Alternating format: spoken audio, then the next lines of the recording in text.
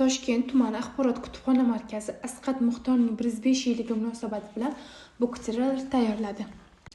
Atoqli shoir va dramaturg, tarjimon Asqat Muxtor 1920-yilning 23-dekabrda Farg'ona shahrida temir yo'l ishchisi oilasida tug'ildi.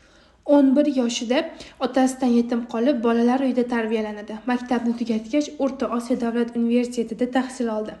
So'ng Andijon pedagogika institutida o'zbek adabiyoti kafedrasining mudiri bo'lib xizmat qildi.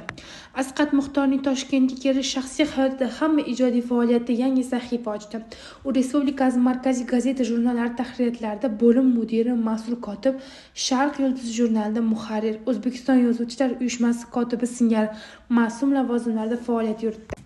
Asqat Muxtor Tilak, Tong edi singari ilk she'rlarida she'riyatning maqsad va vazifasini, shoirning jamiyat oldidagi burchini aniqlab olishga intiladi. U she'riyatga qalbga qanot, dardga davo beruvchi deb qaraydi.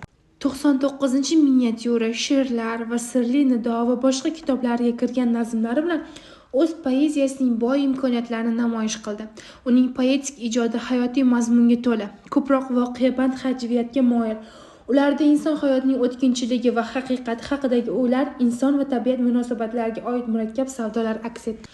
Dastlabki dostoni Bizning avlodlar Buxoro mehnatkashlarining o'tmish hayoti haqida hikoya qiladi. Adib ijodida o'zbek xalqining ma'naviy kamolotini ko'rsatish masalasi muhim o'rin egallagan. Bu niyatini o'zbek ishchi sinf hayotini tasvirlash orqali amalga oshirishga intiladi. Keyinchalik Opa-singillar va bo'ronlarda bordek halovat asarlarda ham bu o'z aksini ko'rsatadi.